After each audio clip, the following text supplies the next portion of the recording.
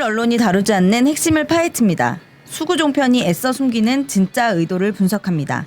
남북, 북미, 동북아, 세계, 한국, 정치, 외교, 군사, 경제를 아우르는 종합편성 방송. 국민을 위한 진보종편. 지금 시작합니다. 뭐가 진짜 이름이에요? 너무 긴데? 진보종편이요. 진보종편. 진보종편이 진짜 이름이고 사실 저희가 지난주 방송을 또 끝내고 약간의 막걸리와 함께 오직 시청률 상승을 위한 대책 회의를 또 했죠. 청취율 상승을 위한. 근데 이제 좀 뭔가 맥주도 마셨잖아요. 예, 맥주도 한 잔 네. 먹긴 했네요. 맥주 먹었어요 우리가? 쌀맥주. 쌀맥주. 알포. 쌀맥주? 아 왜 간접 PPL 넣지 마요. PPL. 필름 끊겼나 모르겠는데. 그래서 지난주에 이제 또 청취율 좀 높여보고자 대책 회의를 하면서 주간 브리핑에서 이렇게 좀 약간 수박 겉핥기만 하지 말고 핵심을 진짜 파헤쳐 보자 이런 이야기들이 좀 나와서 좀 심층적으로 분석할 수 있는 코너를 하나 마련하자라고 해서 제가 앞에 브리핑을 좀 살짝 짧게 준비하고 뒤에 심층 분석 코너를 하나 넣었어요. 근데 앞으로 이제 방송 시간 안배를 위해서 심층 분석으로만 갈지 브리핑을 좀 더 추가를 간단하게라도 할지는 뭐 오늘 방송 해보고 결정해야 될 것 같습니다. 좀 이따 또 한잔 하면서 네, 결정하죠. 오늘도 이게 다 잘려버릴 편집하다가 잘려버릴 수도 이거 있어요. 편집하다 잘려버리면 네. 울어버릴 거예요. 엄청 열심히 준비했거든요. 진보종편. 그래서 말 빨리 하려고요 오늘. 그럼 진보 종합 편성 채널이네요. 네. 네. 제가 앞서 말씀드렸잖아요. 엄청 많이 남북, 북미, 동북아 세계 이러면서 그럼 종합 편성 네. 채널이에요. 다 아우를 수 있어요. 이걸 다 아우러야죠. 진짜로? 네, 박사님이 계시니까요 우리는. 아 그래요? 네. 네, 예, 많이 우리 청취자분들도 듣고 또 한 두세 번 해보고 음, 그 시청률 안 오르면 또 바꾸죠 뭐. 또 바꾸죠. 뭐. 좀 우리야 오로지 시청률을 위해서 국민들을 위한 방송이니까. 그러니까요. 국민들이 안 들으면 바꿔야죠. 네. 다다리 그러면 이제 코너가 코너가 이제 없애야죠. 그것도 괜찮아. 그것도. 내 코너 계속 바뀌는 거 아니야? 본방이 바뀌어야 될 수도 있어요. 네. 어찌됐든 뭔가 한 꼭지를 약간 깊이 파고든다는 건 필요한 것 같습니다. 네. 지금 사건이 많이 터지는데 사실 다 다루고 싶잖아요. 하다 보면. 근데 그러다 보니까 듣는 분들도 그러시겠지만 저희도 성이 안 찰. 뭐 얘기를 더 하고 싶은데 그러니까요. 꼭지는 많고 네. 시간은 한정적이고. 그래서 이제 몇 가지 꼭지는 그냥 브리핑으로 한 꼭지를 네. 하더라도 아 심층분석 갑자기 뭐 떠올랐어요 이름이. 이거 괜찮은데. 뭔데요? 조사하면 다 나와. 오. 조사하면 다 나와. 생각해 보겠습니다. 조다. 조사하면 다 나와. 그러니까 조다. 이거 줄임말이 저작권 위반 중요하니까. 될래나?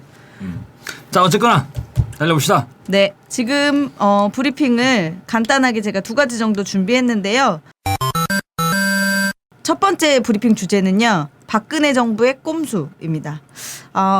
다들 보셨겠지만 지난 방송에서 저희가 좀 얘기를 나눴던 이야기예요. 상임위가 상시적으로 청문회를 열 수 있게 하는 상시청문회 실시를 골자로 하는 국회법 개정안이 19대 국회 마지막 본회의에서 통과됐다는 소식 지난주에 전해드렸었는데 이 소식 전하면서 정부가 거부권을 행사할 것 같다면서 우리가 우려를 표했었죠. 근데 우려가 현실이 되었습니다. 지난 5월 27일 사실상 19대 국회 임기가 끝나는 날 황교안 국무총리 주재로 임시국무회의를 열어서 이 국회법에 대한 제의 요구안을 의결을 했습니다. 그리고 박근혜 대통령 해외 순방 중에 에티오피아에서 전자결제를 하셨죠. 이런 정부의 거부권 행사에 맞서서 야3당 원내대표는 20대 국회 들어서 이 법안에 대한 재의결을 공동 추진키로 했습니다. 그런데 새누리당 정진석 원내대표는 20대 국회에서 논의되기 어렵다는 입장을 밝히면서 뭐 이거 그냥 자동폐기다 이런 입장을 밝혔죠. 근데 이 꼼수라는 비판이 나오는 이유는 바로 19대 국회에서 이 사안을 다시 논의할 시간이 없었기 때문이에요. 본회의를 소집하려면 3일 전에 공고를 해야 되거든요. 작전이었네. 네, 작전이죠. 처음부터. 근데 27일에 이거를 이제 의결을 안 하고 이제 법을 공표하지 않고 제의 요구안을 의결을 하고 국회로 돌려보냈기 때문에 아예 19대에서 재논의할 시간을 안 줬던 거죠. 그리고 20대에서는 논의할 수 없다면서 저는 폐기 입장을. 완전 통쾌합니다. 기쁘고. 제가 이렇게 예상했으니까 지난주에. 예상이 아니 맞아서 설마 그러셨잖아요. 네. 경계녀. 네. 네.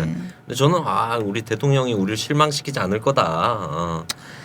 그렇죠. 역시 예상대로. 근데 현재로서 이제 새누리당이 합의 없이 20대 국회에서 본회의에 상당히 어려운 상황이에요. 교섭단체 합의를 통해서 국회 운영위가 안건을 좀 정리를 한 다음에 본회의에 올려야 되는데 뭐 지금 새누리당이 교섭단체로서 이걸 동의해주지 않을 것 같고 이래서 지금 걱정이죠. 근데 이 박근혜 대통령이 거부권 행사한 국회법 개정안에는 상시국회를 법률화하는 내용도 들어있거든요. 그러니까 박근혜 대통령이 늘상 부르짖던 일하는 국회까지도 거부한 상황입니다. 지금. 이거 나중에 새누리당이 하자고 할 수도 있어요. 언제요? 정권 교체되면. 정권 교체되면? 네. 정권 교체되면 새누리당 나와가지고 아마 저기 국회 앞에 모여가지고 그죠? 되지도 않는 그 팔 흔들면서 보장하라 뭐 이럴 수 있어요. 근데 이 상시 국회와 이 청문회 상시 청문회를 하는 법은 이보다 더 심한 법안을 진전된 법안을 이미 새누리당이 예전에도 추진했던 바가 있어요. 그래서 좀 안타까운데 자기들이 야당할 때. 자기들이 안 될 때. 그래서 요즘에 10년 주기설 뜨잖아요. 정권 교체 10년 주기설. 네? 네. 이제 간다니까 이제 그렇게.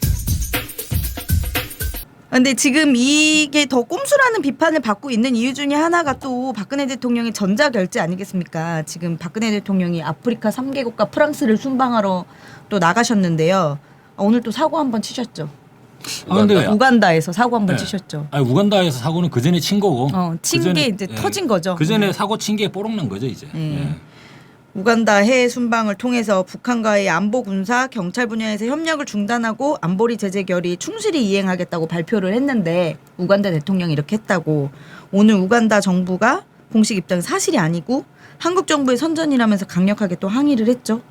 또 뻥튀기 외교로 국제적 망신을 자초하고 있는데요. 우리 정부가 왜 이거 아프리카, 우간다, 이디오피아 이런 데 가가지고 외교적 이런 망신을 당하는 줄 아세요? 가설. 그냥 가설이에요, 가설. 가설 뭐냐면 우리나라 박근혜 정부는 큰 나라를 보면 이제 해가지고 막 사대주의가 기본으로 깔려 있잖아요. 큰 나라에 대한 사대주의. 근데 이디오피아나 우간다 같은 나라랑 대한민국을 비교하면 대한민국 경제 규모가 훨씬 크지 않습니까? 큰 나라한테 굽신거리는 게 기본이 되어 있다 보니까 아프리카 나라들도 우리가 가면 굽신거리지 않겠냐 라고 생각하는 정서가들이 있다고 봐요. 그래서 그냥 뭐 협의도 대충 이렇게 하지 않았겠어요? 좋은 게 좋은 거고 그 이란 방문 때 나타났지 않습니까? MOU 체결한 걸 가지고 거의 다 수주한 것처럼 이렇게 발표하듯이 우리 우간다를 갔을 때에도 대체적으로 그냥 이런 방향으로 눈짓으로 이렇게 좋죠 하다 보니까 이제 우간다에서도 뭐 크게 반대하진 않았습니다. 그러면 자식들 이 정도 하면 됐지 뭐. 반발하면 어쩔 거야 지들이. 그럼 뭐 화장실 몇 개 줘주던가 아니면 학교 몇 개 줘주면 되지. 뭐 이런 식의 안이한 사고방식이 있지 않았나. 그래서 보면 뭐 합니까? 새마을 운동. 아프리카의 새마을 운동. 새마을 운동 그 개발 예를 들어 도와주는 취지는 순수한 취지는 좋은 거죠. 그런데 문제는 뭐냐면 언제나 그런 반대급부로 정치적인 양보를 요구하는. 근데 이러한 행태가 사실 아프리카 나라들조차도 그죠? 뭐 하는 거냐 저거. 대한민국은 우리는 전혀 이야기하지 않았던 내용을 왜 만들어서 내느냐 해가지고 항의할 정도가 된다고 하면 사실 이거는 차후에 그죠? 다른 나라들과의 제3세계 외교에서도 문제가 되죠. 이제 어떻게 되겠어요? 박근혜 주의보 이런 게 좀 떨어지지 않았어요? 다른 나라들. 진짜 그러겠네요. 네. 박 대통령 만났는데 나 진짜 깝깝했어 아주. 이게 소문이 나요 소문이. 네. 그러면 어떡하지?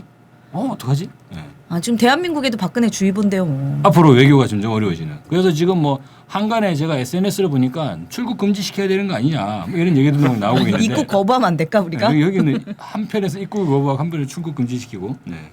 네, 이렇게 무책임한 박근혜 대통령의 행태에 대해서 한번 짚어봤는데요. 두 번째 주제로 넘어가 보겠습니다. 무책임한 대통령의 관심 법안을 20대 국회 1호 법안으로 새누리당이 하겠다는 소식입니다. 너무 분노스러운 소식이었는데요. 새누리당이 20대 국회에서 1호 법안으로 사이버 테러 방지 법안, 노동시장 구조 개편 법안 등을 선정했습니다. 19대 국회 막판까지 밀어붙였는데 야당과 시민사회 반대로 무산된 이른바 대통령 관심 법안들인데요.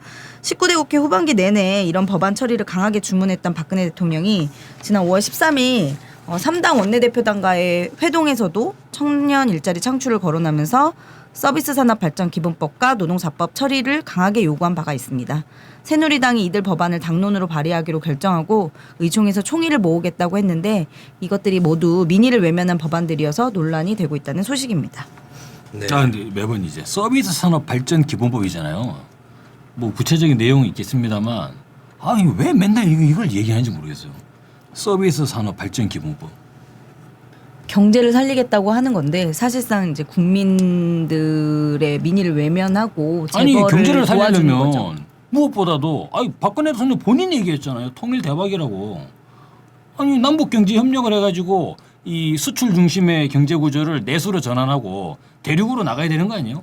한반도 물류 허브론으로 가야 되는 거잖아요. 사이버 그리고 테러 방지법 같은 경우는 사실 지금 사이버 상에서 가장 심한 테러를 조직적이고 광범위하고 지속적으로 벌이는 국가정보원. 국가정보원이잖아요. 오히려 이게 필요한 게 아니라 실제 사이버 상의 뭔가 테러를 방지하기 위해서는 국가정보원 해체법을 발의하는 게 맞죠. 근데 이게 만약에 통과가 되면 저희들 많이 하는 페이스북에서 댓글 하나도 되게 조심스러운 거예요. 우리 곽 박사님 가끔 언제 쓰시는지 모르지만 가끔 페북에 완전 흥분하실 때 있잖아요. 페이스북 쓰시면서 격정에 넘쳐셔서 오늘 반기문 외교부 네. 장관 글씨체 분석하셨더라고요. 네네.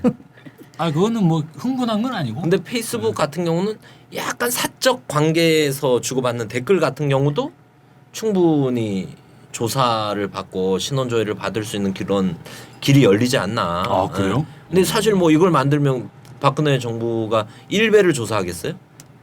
그렇지. 네, 기본 진보적인 그렇죠.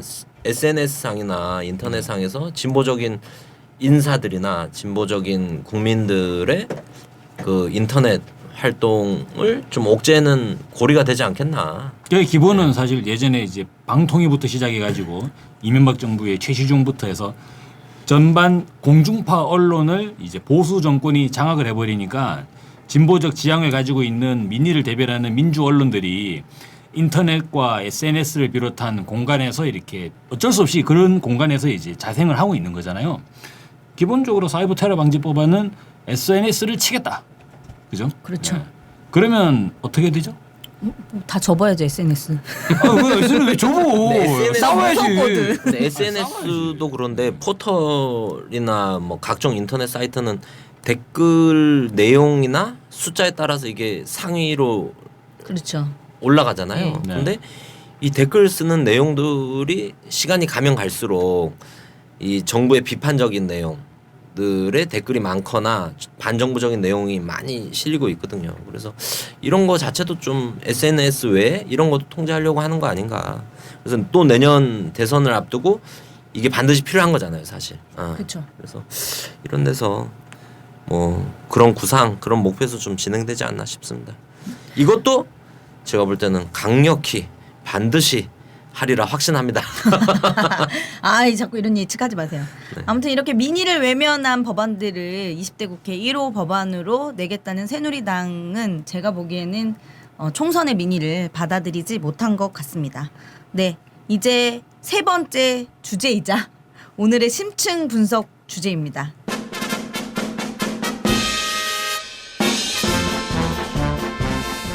이거 이제 첫 방이죠, 사실상. 네, 사실상 첫 방. 우리 진보 종편의 첫 시도입니다. 네. 한번 성공해야 됩니다, 이거. 네, 이거 성공해야 되는데.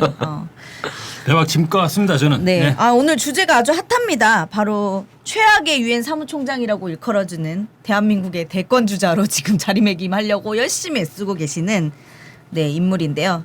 지난 한 주를 엄청나게 뜨겁게 다뤘죠. 오늘 나가기 직전까지도 뜨겁게 달군 인물. 바로 반기문 유엔 사무총장입니다. 5월 25일부터 방한을 했었죠. 오늘 다시 뉴욕으로 돌아갔다고 하는데요. 반기문 유엔 사무총장이 방한 기간 내내 대선 도전에 대한 의지를 강렬하게 불태우고 돌아가셨죠. 제가 네이버를 봤거든요.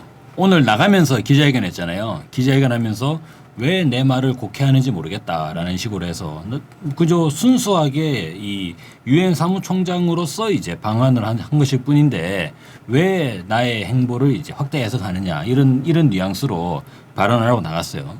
그 기사에 제가 봤는데 네이버 네이버 포털에 올라 있는 뉴스원 기사였어요. 뉴스원 기사였는데 거기에 댓글이죠. 어떤 댓글이 달렸을 것 같아요? 얘기해 주세요. 예. 아니 대선 주자 코스프레는 자기가 다 해놓고 이제 와서 아닌 척하기? 국민들은 뭘로 보느냐? 뭐 이런 식의 비판적이고 부정적인 댓글들이 찬성이 3,000, 반대가 한 200, 300. 예. 아 국민들이 다 보고 있는 거네요. 네이버에서. 근데, 저는 이런 얘기 나오는 것 자체가 좀 약간 이해가 안 되는 게 예. 유엔이 이미 60년, 70년 전에 총회 결의안이 있더라고요. 그래서 이렇게 사무총장직을 했던 사람은 각국의 정보를 가지고 있잖아요. 근데 이런 사람이 특정한 나라의 무슨 지위나 역할을 맡으면 안 된다고 결의안이 있어요. 결의안이. 근데 이거를 뭐 지금 한국에서는 반기문 총장이 유엔 결의안으로 따지면 이런 대통령 출마는커녕 공무직도 맡지 못하는 거거든요. 한국에 돌아와서. 근데 대선 출마를 공공연히 얘기하고 있잖아요. 뭐 총회 결의안이 뭐 구속력이 없다 이렇게 얘기하는데 그렇게 따지면 맨날 뉴스에서 얘기하는 게 북한에 대한 뭐 제재 결의안 얘기하고 뭔가 미사일 시험 발사 금지 결의안 한다고 하는데. 근데 이게 뭐 무슨 국제사회 약속을 안 지키는 불륜과 거죠. 로맨스 얘기도 아니고 어떻게 이렇게 뻔뻔하게 얘기가 오고 가는가. 이런 거 먼저 국가적으로 제재를 해야 되지 않냐. 국가 망신 아닙니까? 네, 맞습니다. 예, 앞에서 다르고 뒤에서 다르고. 사실은 반기문 유엔 사무총장이 방한한 진짜 이유는 제주 포럼, G7 정상회의 일본에서 열렸죠. 그리고 유엔 공보국, NGO 컨퍼런스 등 이름이 아주 대단히 이제 국제적인 행사인 이 행사들에 참석하기 위해서 한국과 일본을 방문한 것으로 알려져 있죠. 근데 사실상 보면 근데 경주는 뭐하러 갔어요? 경주가 안동에 하회마을도 가셨더만. 그쵸. 이제 안동의 하회마을은 그냥 경주 가는 김에 들렀다고 하는데 어쨌든 대권을 향한 강력한 새누리당으로 의사가 나오려나? 아니 그래 경상도 먼저. 경주에서는 새누리당 지역 국회의원들 이번 당선자들 3명 예. 하고 같이 다녔어요. 네, 맞습니다. 완전 막 간 거 아니에요? 근데 사실상 이게 대권 의지를 너무나도 잘 드러내고 있죠. 그 도착하자마자 그 제주 포럼 하기 전에 관훈 클럽 초청 간담회 이런 네. 거 했는데 거기서 뭐 반기문 대망론 이런 거에 대한 대답은 완전히 대권 후보로 나오기 위한 거였잖아요. 대선 주자 대망론에 대해서 자기가 뿌듯하게 생각한다 그렇게 이야기했으면서 총장을 퇴임한 후에 언론이 질문을 했죠. 나이가 너무 많지 않느냐, 체력이 부담되지 않느냐. 근데 그건 뭐 질문을 하는 언론도 참 골 때리는 거죠, 그죠? 나는 전혀 아파서 결근한 적도 없고 초등학교 때에도 결석하지 않았다. 답변도 이상한 거 아니에요? 지금 나이가 몇 살인데 초등학교 때 생각 얘기를 하고 있어. 응? 초등학교 때 결석한 거 안 한 거하고 지금 뭐 이 일을 잘할 수 있는 거 아닌 건 아니잖아요. 그러면서 미국의 민주당 대선 후보들도 뭐 샌더스 같은 사람들 70대 아니냐. 그러네. 트럼프도 미국이 이제 그러네. 나이가 많긴 하네. 전반적으로. 어찌됐든 그러면 이게 그거네. 예전부터 곽 박사님 밀고 있던 미국은 말이야. 거의 전형적인. 그럼요. 진짜 근데 외교로인을 가니까 이게 있네요. 그 반기문은 예전에 처음 외교부 장관 할 때 있잖아요. 그때 시민 단체들이 이미 엄청 항의를 많이 했어요. 그 전에 그 윤머식이라고 외교부 장관을 하던 사람이 잘렸거든요. 잘린 이유가 윤영관인가 그럴 거야 아마. 그 사람이 잘릴 때 그런 얘기가 있었어요. 너무 친미적이다, 너무 사대적이다 해서 잘랐단 말이에요. 근데 그 다음에 반기문을 내놓은 거예요. 그래서 그때 정확하게 무슨 근거들로 했는지는 모르지만 그때 어떻게 더 심한 친미주의자를 외교부 장관으로 안 치냐. 이거는 숙미가 아니냐 막 이런 얘기하면서 항의했던 기억이 나거든요. 근데 워낙에 노무현 대통령이 외교할 때 제일 힘들었던 게 외교부의 북미 라인들. 이쪽은 워낙에 친미 라인이 이전부터 득세를 했었다고 하더라고요. 예전에 노무현 정부 때 논란됐지 않습니까? 그 이종석 통일부 장관이나 그쪽 라인들을 가리켜서 탈레반? 그래가지고 징계도 하고 이랬잖아요. 외교부 내에서 문제가 돼가지고. 그래서 외교부에서 북미국은 그런데요. 뭐 FTA나 무기 관련해서 구매 협상 이런 거 들어갈 때 한국의 외교부는 한국의 청와대는 이런 협상 전략을 가지고 있습니다라는 걸 미 대사관에 미리 보고를 한대요. 그렇죠. 예, 예. 반기문 그때가 외교안보 수석대죠. 그래서 그게 위키리크스에 다 폭로가 돼버렸어요. 기록이 돼 있더라고. 근데 그 위키리크스 보고된 내용들 비밀 등급이 1급이 아니에요. 그렇죠. 2급, 3급인데 이 정도다. 그럼 1급은 또 1급에는 있겠죠. 뭐가 있겠는가? 그러니까 외교부는 미국의 간첩이라는 의심을 많이 받더라. 아니, 근데 그래서 검은 머리 미국인 뭐 김종훈 김종훈. FTA 협상할 때 그 얘기도 많이 하고.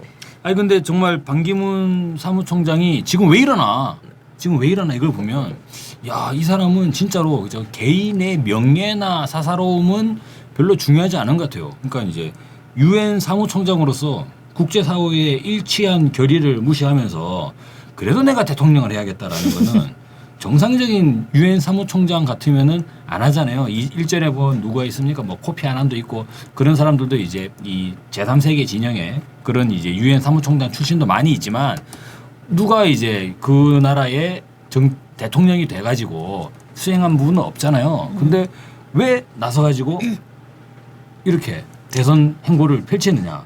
또 그 이전에 어떻게 반기문인 어떻게 유엔 사무총장이 될 수 있었을까? 그죠?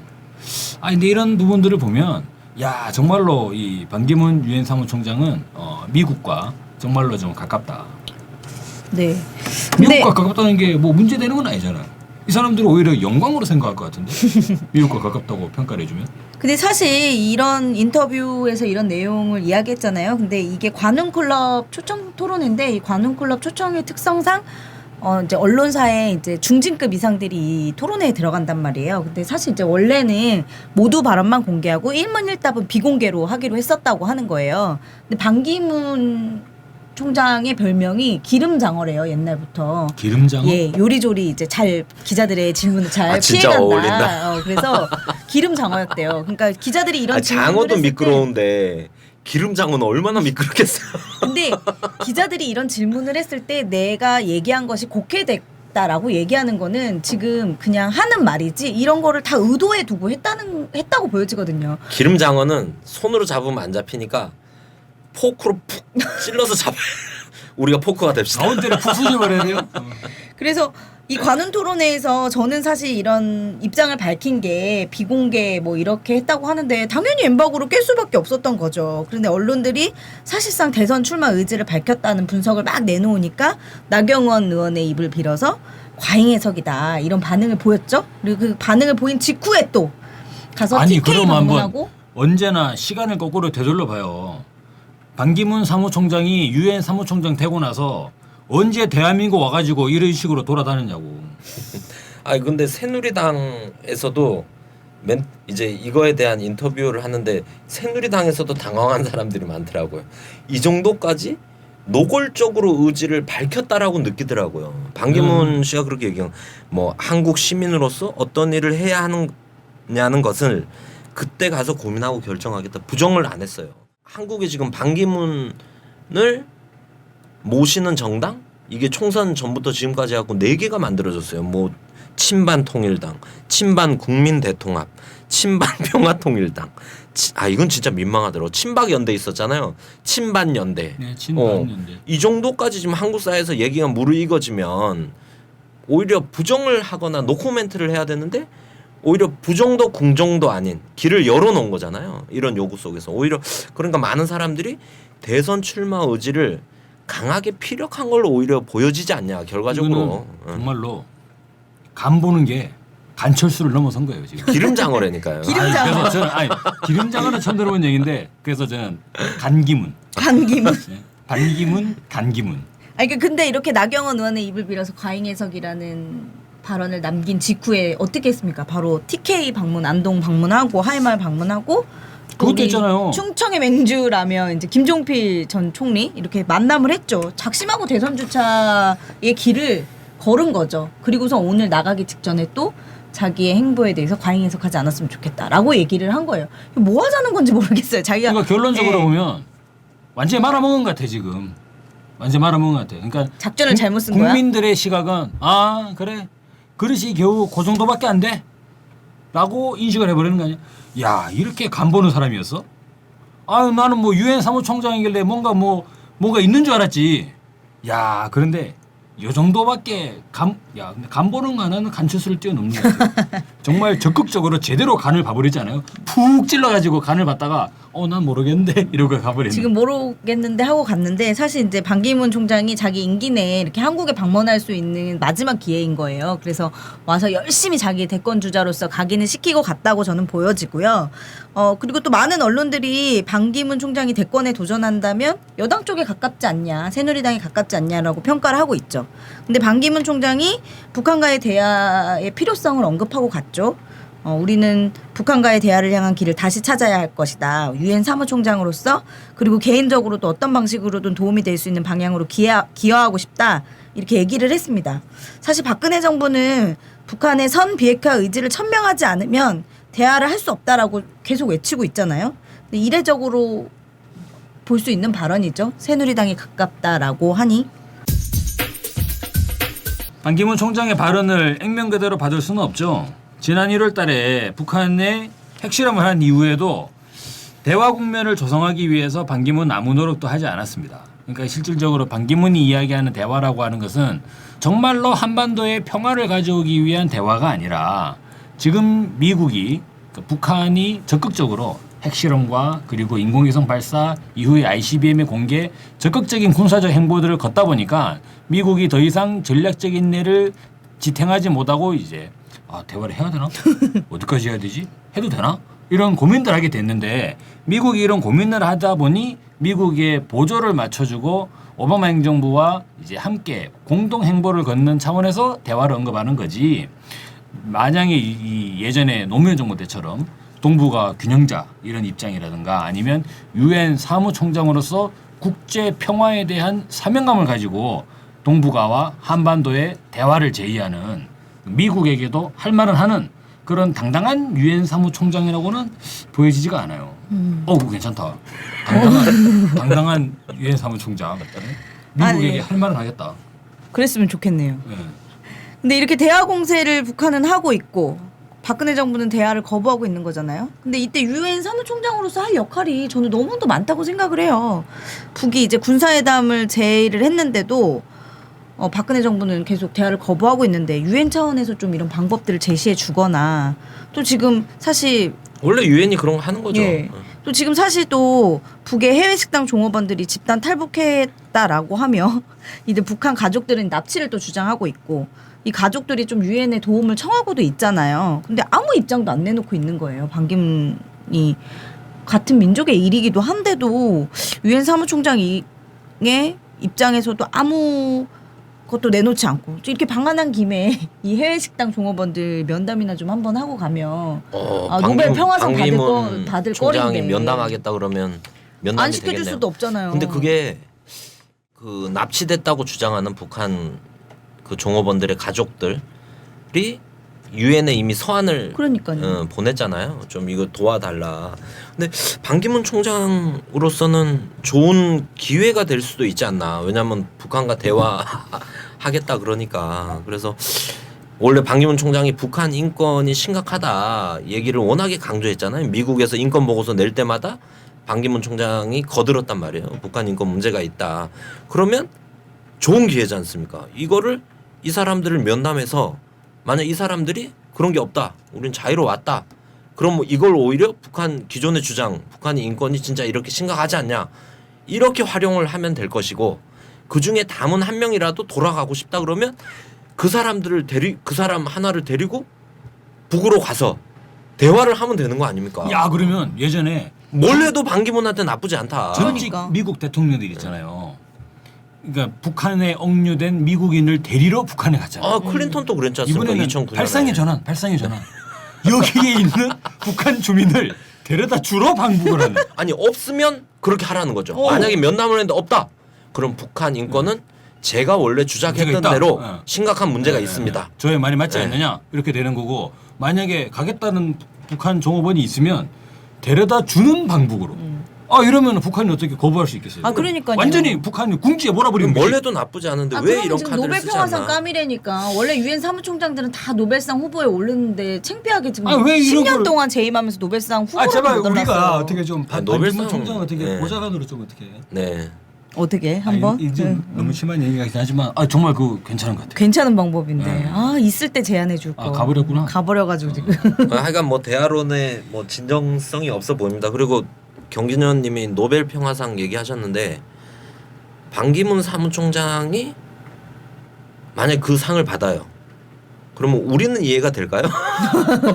근데 아니 데려다 주면 아니, 그렇죠. 그 하나의 사회를 데려다 그러면 주면 달라지죠. 그냥 주면 안 되고 데려다 주거나 혹은 이렇게 뭔가의 대화를 하기 위한 물꼬를 가능성이 떴을 있네. 때는 아니 근데 사실 가능한 얘기지. 대화만 돼도 평화상 그러니까. 후보로 거론이 될 만하네요. 유엔 사무총장이라고 하는 직급 자체가 미국에게 할 말만 하면 바로 노벨 평화상이에요. 그렇죠. 코피 아난 전 사무총장이 받았죠. 유엔 사무총장이라는 직급 자체가 그러니까 우리 국민들이 반기문에 대한 대망론이 이렇게 일부 존재한다고 얘기하는 이유가 뭡니까? 유엔 사무총장이라고 하는 그 직급 자체가 상당한 거거든요. 그거 하나밖에 없죠, 뭐 사실. 근데 반기문이라는 게 상당한 게 아니라, 그러니까 반기문 유엔 사무총장이라고 할 때 반기문이라는 앞에 세 글자가 상당한 게 아니라 유엔 그 뒤에 사무총장. 뒤에 글자가 대단한 거거든요. 근데 실제로 어떻게 처신하느냐에 따라 가지고 노벨 평화상 받을 수 있죠. 근데 만약에 유엔 사무총장으로서 미국에게 할 말은 하고 정말로 한반도의 평화를 위해 가지고 앞장서서 뭔가 노력을 해서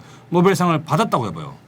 대통령이 문제예요 지금. 아니, 코피 아난 같은 경우도 그 반기문 전에 할 때 코피 아난이 가나 출신이에요. 네. 그냥 국력으로 보면 한국에 비하면 너무나 비할 바가 안 되잖아요. 근데도 국제 분쟁이 심하게 일어날 때마다 실제 해결은 못했어. 네. 유엔이 그렇게 뭐 그죠. 긍정적 유엔 방에서 뭐, 풀진 네. 못하잖아요. 그 사실 상임위사- 그때도 예. 또 조지 부시 시절 아닙니까? 근데도 그럴 때마다 한 마디씩 한 거예요. 객관적 중립적 입장에서 미국도 문제가 있다 이런 말을 가볍게 한 마디씩 했는데도 반향이 엄청 컸죠. 그래서 근데 반기문 유엔 사무총장은 이런 국제 분쟁 이런 데는 관심이 없고 사실 국내 정치에만 관심이 있는 것 같더라고요. 근데 사실 이렇게 대망론 등장하니까 국내 정치도 이제죠. 네, 이제? 이전에는 없었고. 이제 대망론 등장하니까 터져 나온 또 의혹이 있죠. 1985년 반 총장이 그 미국의 연수생으로 있을 당시 공무원 신분이었는데 미국에 이제 연수를 간 거죠.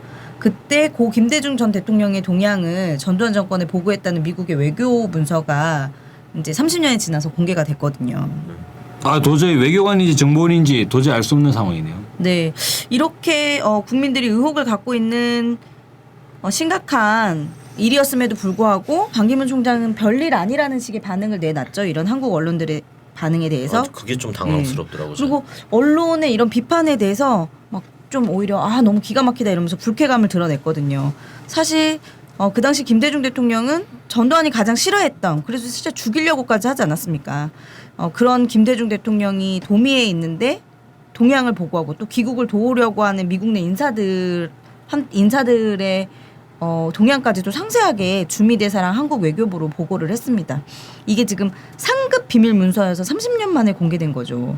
근데 대단히 중요한 사안이었던 건데 너무 반 총장은 별거 아니라는 식의 반응을 내놓아서 저 너무 당황스러웠었어요. 아니 85년도면 김대중 전 대통령이 어떤 싸움을 하고 있었으면 김대중 전 대통령이 누구 때문에 피해서 미국으로 갔는지를 모르지 않을 텐데 그렇죠. 그 표현을 그렇게 하더라고. 이건 저는 뭐 특정 정치인을 뭐 도와주고 이런 게 아니라 그냥 정부와 국가에 보고한 것뿐이라고 이런 식으로 얘기를 하더라고. 그때 근데 85년에 정부가 누구였어요? 85년에 국가가 누구였어요? 그냥 전두환 1인 독재 시대 아닙니까? 전두환한테 보고를 한 거잖아요. 이런 걸 보면 이 사람이 그냥 단순히 무지한 건지 그냥 개인의 출세에만 눈이 먼 사람인지 아니면 그냥 뿌리부터 뼛속까지 그냥 극우 독재 전두환 독재 정권의 편이었던 건지 분명하게 밝혀야 되는데 오히려 합당한 의문을 제기한 여론에 대해서 거꾸로 자기가 황당하다고 하니 답답할 노릇입니다. 네, 저는 이 사안에 대해서 좀 역사적 인식 자체에 문제가 있는 게 아닌가 싶은데 이런 사례가 또 있죠. 반기문 유엔 사무총장이 지난해 있었던 한일 위안부 합의에 대해서 박근혜 대통령께서 비전을 갖고 올바른 용단을 내린 데 대해 역사가 높이 평가할 것이라고 대통령과의 전화통화에서 말했다고 청와대가 밝혔죠. 새누리당으로 예. 출마하겠네요. 예. 근데 이게 논란이 되니까 유엔의 공식 입장 아니다 이렇게 해명을 했어요. 그래서 아마도 반기문의 개인 입장이라는 얘기인 것 같은데 유엔도 이건 부끄러웠나 보네. 예, 부끄러웠겠죠. 왜냐하면 유엔은 계속 이 문제에 대해서 일본의 가해자인 일본의 진정성이 부족하다라고 배상도 부족하다 이렇게 지적을 하고 있는 것이 유엔의 공식 입장인데 사무총장이라는 사람이 이렇게 전화를 통해서 긍정적이라고 역사가 높이 평가한다 이렇게 얘기하니까 당연히 부인을 할 수밖에 없었던 거죠.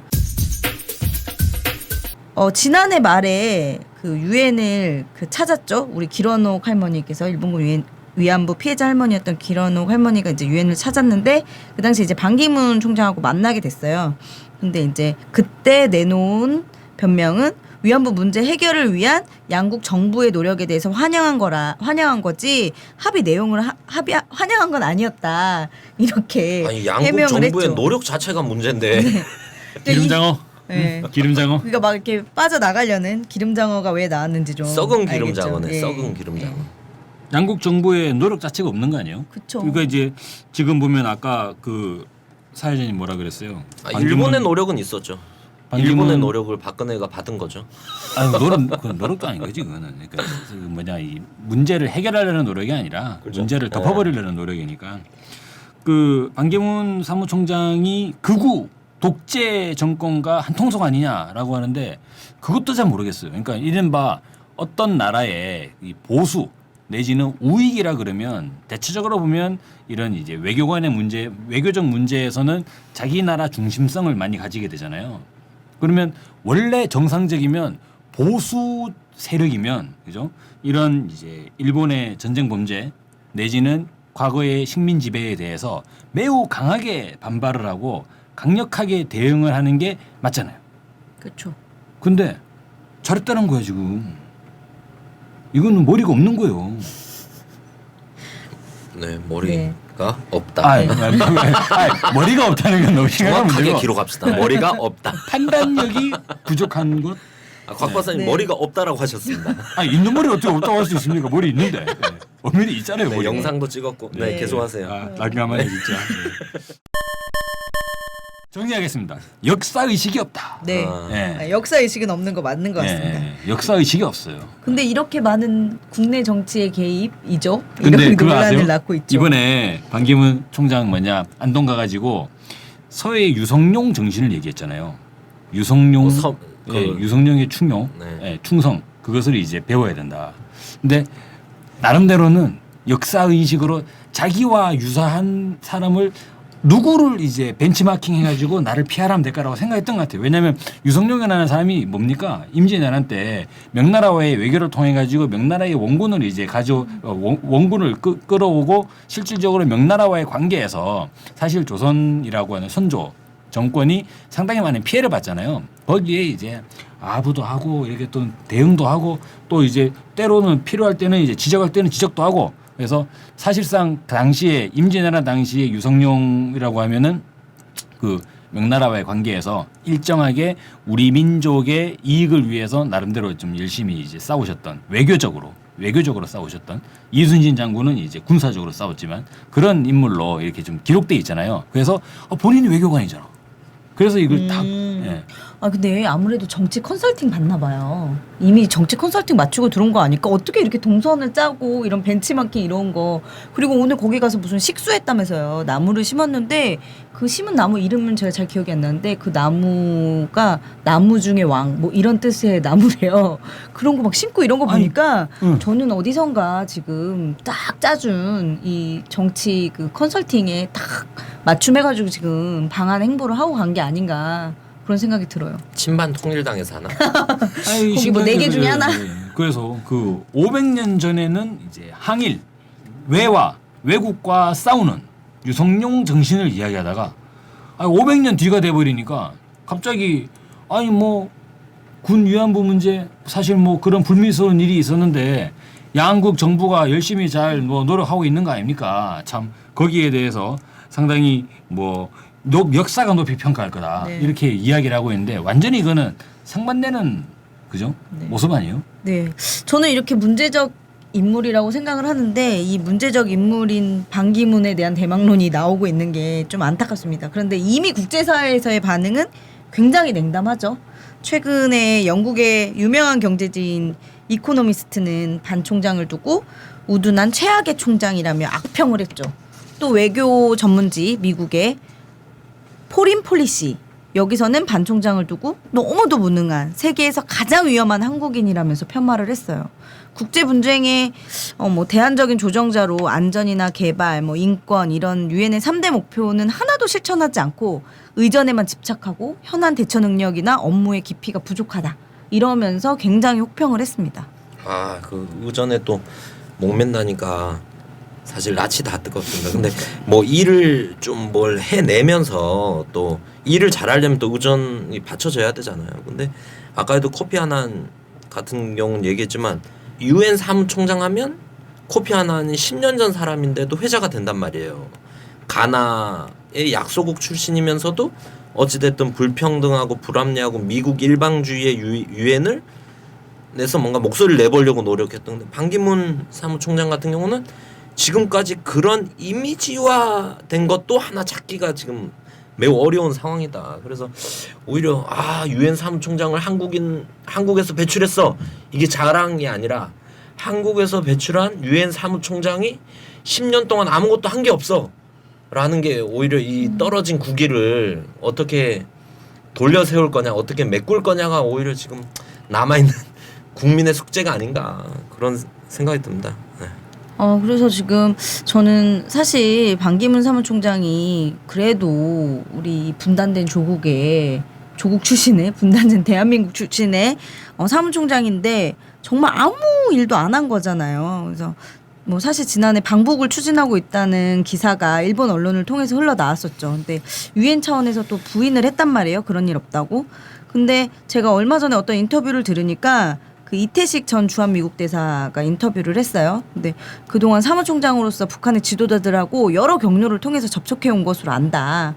그러면서 평양 방문 계획이 있었는데 남북 문제가 워낙 어렵고 복잡해서 쉽지 않았던 것 같다. 뭐 이렇게 얘기를 했어요. 그럼 유엔이 지금 전 세계를 상대로 거짓말을 한 건가? 뭐 이런 생각도 들고 또 이제 그 남북 대화 제의하면서 북한과의 대화 이야기하면서 유엔 사무총장인 자기가 유일하게 지금 북한과의 대화 통로를 가지고 있다. 한국에서는 이런 말도 했거든요. 근데 실제 아무 노력은 하지 않는데 말만 이렇게 좀 번지르르한 것도 기름장어라는 별명을 얻은 데 한몫하지 않았나라는 생각도 좀 들어요. 아니 그 한국에서는 아무도 가지고 있지 않다라는 거는 사실 반기문 유엔 사무총장이 그걸 어떻게 알아? 아니 다 끊었다고 했으니까. 네, 아니 그러니까 그거는 이제 알 수 없는 거잖아요. 그래서 이건 약간 외교적인 결례, 그러니까 우리 정부에 대한 외교적인 결례라고 생각이 들고 실제로 자신은 유엔 사무총장이 유엔으로서는 뭐 북한과 접촉을 하는지 안 하는지 당연히 사무총장이 보고를 받잖아요. 그러니까 이제 대한민국 정부가 북한과 회담을 하는지 물밑 접촉을 하는지 그에 대한 거는 유엔 사무총장이 무슨 오바마 행정부예요? 뭐 다 보고를 받을 수는 없는 거잖아요. 그래서 그런 부분은 이 열외라는 생각이 드는데 실제로 사무총장으로서는 북한과 이런 접촉이 있지 않았나. 예전에 그랬지 않습니까? 개성공단 방문도 추진했잖아요. 네. 그러다가 물론 뭐 결렬돼 버리긴 했습니다만 결렬된 이유는 뭘까? 반기문 유엔 사무총장의 전체적 행보를 보면 사실 지금 21세기 들어와 가지고 미국발 경제 위기 이후에 미국의 더 이상 이제 경제 패권 그리고 군사 패권이 지금 계속적으로 붕괴되고 있는 지금의 상황에서 유엔 내에서조차 미국의 패권 논리가 약화되고 있는 게 사실이잖아요. 중국의 부상이나 러시아 푸틴 정부의 부상이나 이런 부분들이 이제 어떻게 보도 북한만 하더라도 뭐 핵심을 계속하고 있는데 어떻게 손수를 유지를 못하고 있지 않습니까? 이렇게 유엔 내에서도 가만히 두면 유엔 내에서 아메리카 뭐 하는 거야 USA 이런 식의 목소리가 점점 더 높아질 수밖에 없는 현황에서 오히려 사실 반기문 유엔 사무총장의 유엔에서의 행적을 보면 미국의 패권 그리고 미국의 국제사회에서의 목소리를 적극적으로 대변하는 역할을 하지 않았나 이런 생각이 들어요. 네. 미국 실질적으로. 덕분에 유엔 사무총장이 된 거나 다름이 없으니까. 그렇게 보면 다른 나라의 입장에서 보면 다른 유엔 회원국의 입장에서 보면 반기문 사무총장은 아무 한 일이 없는 거예요. 바지죠, 바지. 바지죠. 네. 그런데 미국의 입장에서 보면, 그죠? 미국의 입장에서 보면 반기문 유엔 사무총장이 얼마나 고맙겠어. 근데 이거는 뭘로 가냐면 미국의 패권이 약화되고 있잖아요. 그러면 미국의 패권이 앞으로 어떻게 되느냐에 따라 가지고 대한민국이 외교적으로 완전히 고립이 돼 버릴 수 있다는 거죠. 이를테면은 대한민국에 만약에 반기문이라는 사람이 대통령이 된다고 해봐요. 다른 나라들이 우리 대한민국 정부를 어떻게 보겠어요. 대한민국의 외교는 그야말로 상당히 심각한 위기에 봉착하게 되겠죠. 대한민국이 고립될 수 있겠죠. 미국과의 관계는 어떻게 좋아질지도 몰라요. 근데 미국과의 관계가 전체 국제사회를 규정하는 시대는 영원히 끝났지 않습니까? 이제 중국 어떻게 할 거예요? 러시아는 어떻게 할 거예요? 그리고 이제 유럽이랑 수많은 100여 개국이 넘는 이 제3세계, 인도, 이 브릭스 이런 나라도 어떻게 할 거냐고. 그들과의 외교가 앞으로 점점 더 중요해지는데 반기문 사무총장의 행보가 그것을 정말 해낼 수 있는 위치였잖아요. 유엔 사무총장이라고 하는 직함 자체가. 그런데 그것을 방기하고, 그죠? 이 200여 개 국가들과의 관계를 소통하는 그 주요한 통로를 방기하고 오로지 미국만 쳐다본 거 아니냐. 아, 진짜 이 사람들은 청소년기에, 그래서 청소년기의 가치관을 잘 잡아야 돼요. 고등학교 때 미국 가가지고 그 케네디 대통령 면담했잖아요. 반기문 지금 사무총장. 그러고 나서 미국이 완전히 하나의 그냥 자기의 이상향으로 완전히 딱 씌워버린 거 아니에요. 지금도 뭐 그 청소년기의 그때의 경험이 유지되는 건 어떤지는 모르겠습니다만. 아, 뭐 친미적 이 얘기 나는데 그 위키리크스 워낙 유명했잖아요. 이때 또 반기문 총장이 나와요. 위키리크스 대표가 직접 언급도 했어. 뭐냐면 그때 미국이 유엔과 각국 지도자들 도청을 다 했잖아요. 근데 독일 대통령 난리가 나가지고 항의하고 미국이 그걸 수습하느라고 힘들었는데 반기문 총장도 도청을 당했단 말이에요. 근데 반기문 총장은 더 나가서 뭐가 있었냐면 힐러리 클린턴이 구체적 지시까지 한술 더 떠서 반기문 총장의 DNA까지 수집을 해라까지 왜? 명령을 한 거예요. 그건 모르겠습니다. 구체적 DNA를 왜 수집했을까? 뭐 정보를 가지고 모르겠습니다. DNA를 왜 수집했을까? 그러니까 뭐 그 모든 자료를 취합을 해놓자 뭐 이런 데서 반기문 총장이 대상으로 나왔다고 언급이 나왔거든. 근데 이것도 새롭지만 반기문 총장이 이게 새로운 이유는 뭐냐면 이런 언급이 됐는데 반기문 유엔 사무총장이 가만히 있었지. 네. 왜냐면 바로 미국이 다시는 이런 일이 없을 거다 하니까 네라는 대답도 없이 그냥 자연스럽게 넘어가 버렸다. 그만큼 이거는 친미적이 아니라 이 대한민국 외교부 특히나 미국을 담당했던 외교 라인에 있던 사람들은 그냥 검은 머리 미국인이라는 설이 아니라 실제다. 종미. 네, 그런 데서 뭔가 또 받쳐주는 게 아닌가 또 이런 생각이 들고 그리고 그 반기문 씨가 사무총장 물망에 오를 때 아시아 차례긴 했어요. 그때가 뭐 아프리카 대륙이 하고 이번엔 아시아 차례다 했을 때 아시아 제 세력들이 좀 미는 데는 한국이 아니었어요.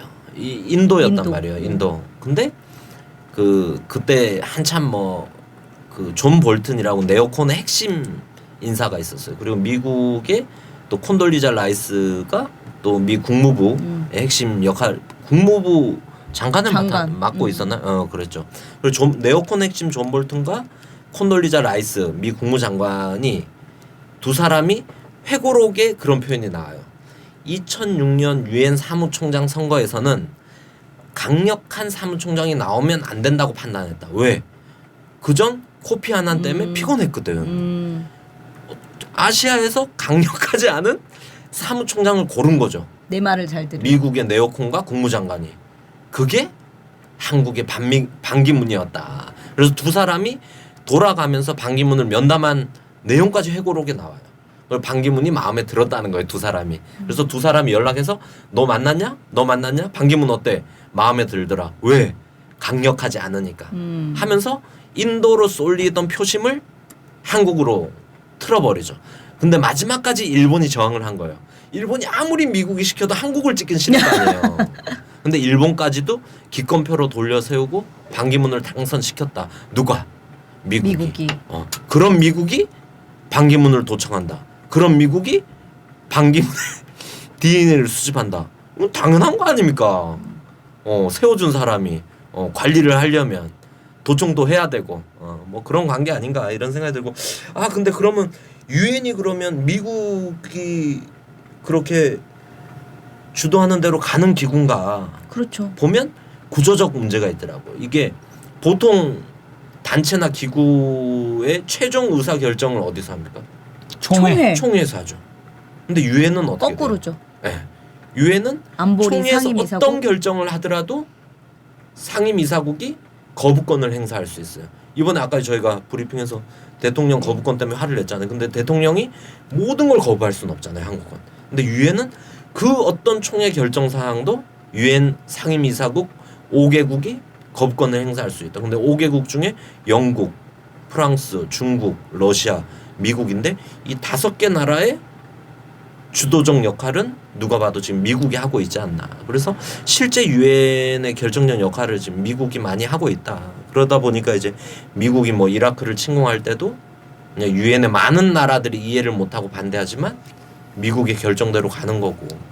그 기억나세요? 미국이 이스라엘에 9호선 가자 지역에 9호선이 큰 배가 갈 때 이스라엘이 거기 민간인들한테 폭격과 총격을 가했잖아요. 그래서 70명인가 그때 민간인들이 학살을 당했어요. 그래갖고 유엔이 난리가 났죠. 민간인 사살, 이스라엘 군인이. 그래서 그 비판, 제재 결의안, 비난 결의안 이런 걸 채택하는데 미국 혼자 반대했었거든요. 인권을 그렇게 주장하는 나라에서 뭐 이런 것부터 해서 유엔에서 미국의 동맹국의 이익을 해치는 행위, 미국의 이익을 해치는 행위는 미국이 다 사사건건 맡고 있다. 뭐 이런 구조, 이런 현황에서 뭔가 미국이 원하는 사무총장의 반기문이 간택됐다고 봐야 되지 않나 당시. 그래서 뭐 이런 뭐 구조적인 한계, 뭐 현실적 한계 이런 게 있었다라는 생각이 듭니다. 네, 이렇게 외신으로부터도 최악의 평가를 받고 있고 미국이 원한 유엔 사무총장 반기문 이 사람의 대선 출마가 달갑지 않은 이유죠. 그 반기문 사무총장이 사실 논란이 되는 거는 뭐 유엔 사무총장이야 뭐 이렇게 하고 저렇게 하고 어차피 대한민국 외교 라인이야 다 북미 라인은 전부 다 이제 미국 사람 거의 저 사람은 미국 사람이냐 한국 사람이냐 그런 수준이라고 보는데 어쨌거나 대통령을 이제 간을 보니까 문제가 되는 거잖아요. 정말 간기문 같아 간기문. 네. 간철수의 업그레이드 버전으로. 기름 장어를 지금 밀어내고 간기문을 미시는 거예요 지금. 예. 네. 간철수를 뛰어넘는 간을 본다니까요. 이게 만약에 전혀 여론 변화의 반향을 못 일으키면 저는 계속 밀 겁니다. 어차피 대선은 2017년이니까 앞으로 1년 반 동안 계속 밀 저는 거예요. 좀 뭐 네, 여론 간기문. 간을 좀 보다 제가 같이 네, 동참을 그래서 하든지 뭐. 간 보는 시대? 네. 근데 이 반기문 사무총장의 대권 행보를 간을 보니까 문제가 되는 거잖아요. 벌써 작년부터 박근혜 대통령 작년 9월이었죠. 박근혜 대통령이 유엔에 가서 반기문 유엔 사무총장과 지속적인 접촉을 하고 그죠. 그리고 반기문 대통령 스스로도 반기문 대통령이 이제 막 왜 이래 까지 가고 있어. 반기문 사무총장 스스로도 이번에 방한을 해서 마치도 대선을 염두에 두고 있는 것 같은 이야기를 하고 있는데 이게 한번 보세요. 이게 그림을 4.13 총선에서 새누리당이 완전히 작살났지 않습니까? 저희들 총선 평가할 때 국내에 서식하는 새누리당의 대선 주자가 이제 살아남지 못했다고요. 한 명밖에 없어. 물론 새누리당은 아니지만 반기문 유엔 사무총장. 반기문 유엔 사무총장이 지금 뭔가 역할을 해야 되는 거예요. 국내에 이 새누리당 내에 대선 주자가 쓸만한 대선 주자가 사라져 버렸으니까. 그러니까 갑자기 아니나 다를까 반기문 사무총장이 호련히 대한민국에 나타난 거잖아요 지금. 이게 그렇게 되는 거예요. 그림이 그렇게 되는 거잖아요 지금. 그렇게 얘기하시면 진짜 보이지 않는 손이 있는 거예요. 그래 정치 컨설팅하고 이거를 이런 거 다 해주는 사람이 있으니까. 저희가 이 정도 심층 분석학 가지고 지금 그 보이지 않는 손을 이기기가 쉽지 않습니다 지금. 아니 실질적으로 그러면 반기문 사무총장이 왜 그러니까 유엔 사무총장으로서의 그런 일종의 뭐라 그래요 그거를 이제 정관 예우 같은 거 있잖아요. 반기문 유엔 사무총장이 유엔 사무총장으로서 일종의 정관 예우라고 할지 그런 것들까지도 거부하고 나는 대한민국 대통령 할 것처럼 지금 막 움직이고 있잖아요, 지금. 이렇게 나오는 것은 그죠? 본인의 자발적인 나의 명예를 위한 그런 흐름이라는 측면보다는 무언가 필요에 의해서 그죠? 아까 보세요. 유엔 사무총장을 하는 것도 그죠? 누군가의 필요에 의해서 반기문 미스터 반 미국이 좋은데? 원하는 거야, 지금? 콘돌리자 어때? 좋은데? 존 우리 이 친구 어때? 이래가지고 되는 거잖아요. 다음번 새누리당의 대선 주자도 누군지는 모르겠습니다만 이게 뭐 박근혜 대통령일 수도 있고 아니면은 뭐 예전에 뭐 청와대에 있는 무슨 왕 실장일 수도 있고 아니면은 저기 뭐 바다 밖에 있는 사람일 수도 있고 그런 사람들이 보다 보니까 이 미스터 반이 지금 코리아 들어가 가지고 한번 행보를 하는 게 어떨까? 어때? 좋은 것 같아? 나도 뭐 좋을 것 같아. 괜찮은데 해가지고 되는 그런 건 아닐까라는 그림이 막 그려지는 거잖아요 지금. 너무 슬픕니다. 그렇잖아요 사실. 그런 거라. 네. 제가 근데 만들어주는 사람이 진짜 컨설턴트가 있는 것 같다는 그랬잖아요. 그림이. 그림이. 이게 뭐 이게 쉽지 않은 친반 그림이야. 통일당이 아니라? 친반 통일당이 네. 아니라 이 그림을 그려주는 나라 진짜 밖에서. 누군가가 있는 거야. 어떻게 이렇게 동선을 완벽하게 짜줄 수가 있겠어요? 그러면 사실상 보세요. 이미 안철수 국민의당 안철수 대표는 국민의당이니까 지금 이제 야당이잖아요. 야당으로서 당연히 대권을 넘보겠죠. 이거는 뭐 기정사실이라고 보고 안철수 대표는 야권에서 대선 주자를 넘보게 되고 반기문 사무총장은 이번에 행보를 보면 이제 여권에서. 충청권과 TK의 연결이니까 새누리당과 이제 긴밀히 교류하면서 여권에서 대권 주자를 이제 넘보게 되고 이렇게 되면 2017년 대선 구도가 사실상의 결선 구도가 그죠? 여권의 반기문, 야권의 안철수. 왜 그래? 만약에 그렇게 가면 가장 흐뭇한 미소를 지을 세력은 누굴까요? 네. 네. 반기문 사무총장을 원한 그분들. 그런 느낌이 드는 거예요. 끔찍한데요? 네. 그래서 투표를 낮춰서 무산시킬 수는 없죠. 없지 않아요? 5%만 투표해도 개표하는 거 아닌가요? 슬픈 얘기긴 합니다. 뭐 보이지 않는 손 정치 컨설턴트라 그랬는데 그 사람들이 반기문 얘기가 딱 나왔을 때 지금 약간 혼란스러운 사람들이 있을 거예요. 왜냐하면 반기문을 뭐라 그러죠? 등용한 사람이 노무현 대통령 맞아. 참여정부 시절이란 말이에요. 당연히 야권의 인사라고 하는데 점점 나타나는 징후들은 여권 성향이 확인이 하나씩 되고 있잖아요. 이런 일이 왜 있지? 근데 노무현 참여정부 시절에 FTA나 저희가 노무현 정부 정책 중에 유난하게 비판하는 대목들이 있잖아요. 그 대목의 배후에는 모두 우리가 지금은 국정원이랑 싸우고 뭐 군대의 비리랑 싸우고 뭐 검찰이랑 싸우고 언론이랑 싸우고 하지만 실제 국가 정책을 추진하는 데서 특히 외교 부분에서도 굵직한 부분에 배후의 외교부의 친미 라인이 모두 가동이 됐다. 아까 얘기했던 위키리크스에서 이 사람들이 이 협상이 벌어질 때마다 예를 들면 김종훈 그때 FTA 협상 책임자가 어떻게 했습니까? 청와대에서 노무현 대통령이 지시를 한 거예요. 가서 1번 과제는 개성공단 문제를 관철시키는 거다라고 했어요. 근데 가서 어떻게 했어요? 김정은이 개성공단 문제는 거론도 안 해버렸어요. 대통령 지시인데도. 누구 지시를 따랐어요? 미 대사 버시바우 대사의 지시 따라서 근데 이게 문제가 아니에요. 말을 안 들은 게 문제가 아니라 청와대에서 뭔가 대미 협상 전략이 딱 세워지면 그거를 청와대에 있는 이런 외교 비서관, 외교부에 있는 이 정보를 탐지한 사람들이 광화문으로 달려가서 미 대사한테 보고를 하는 거예요. 이런 간첩인데 간첩? 이게 그대로 구체적인 문구까지 다 위키리크스에 나오고 있단 말이에요. 이 외교부 출신이다. 반기문은 여기에서부터 반기문을 평가하고 반기문의 전망을 우리가 세워야 되지 않나. 근데 외교부에서 또 그런 것도 있잖아요. 한국 외교부에서도 제일 해외 대사 나가고 싶을 때 어느 나라 가고 싶어요? 미국. 네, 주미대 이거는 다 회자되는 거잖아요. 이게 그 승진, 출세의 지름길이다. 주미대사. 그래서 이런 라인이라는 게 좀 제일 중요하지 않나 이런 생각이 들고. 근데 뭐 반기문 씨가 저는 지금은 그런 바람도 있다고 생각해요. 뭐 이런 게 알려지지 않은 부분도 있지만 워낙에 한국 기존 정치인들이 개판을 치다 보니까 안철수 씨도 경제하던 사람이니까 바람이 일어났잖아요. 정치하던 놈들 신물이 난다. 아 사업하던 놈은 낫겠지 하면서 바람이 일어난 게 있는 거잖아요. 근데 반기문 사무총장한테도 그런 기대 심리가 있다. 근데 또 반면에 안철수 거품 꺼지는 거 보면 반기문도 지금 한국 지형에서는 국민들이 검증을 쉽게 하지 않는다. 쉽게. 그러면 충분히 뭐 드러나지 않을까 이런 생각이 들고 마지막 좀 아까 나왔던 얘기했지만 좀 당부하고 싶은 거는 반기문 씨가 유엔 결의안을 위반하면 유엔 총회 결의안을 위반하면 이거는 또 국제 망신이 되는 거다. 유엔 결의안을 좀 지킵시다.